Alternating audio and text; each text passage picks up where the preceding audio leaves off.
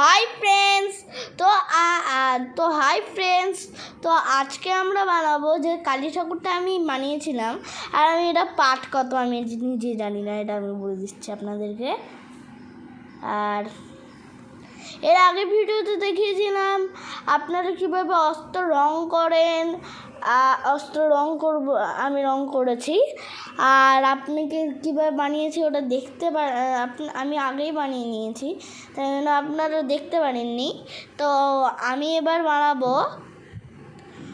এখন আমি অস্ত্র লাগাবো। এইবার অস্ত্র লাগাবো, তো দেখুন। প্রথমে আমি ঠাকুরকে উল্টা করে নেব। কালী ঠাকুরকে প্রথমে উল্টা করে নিলাম।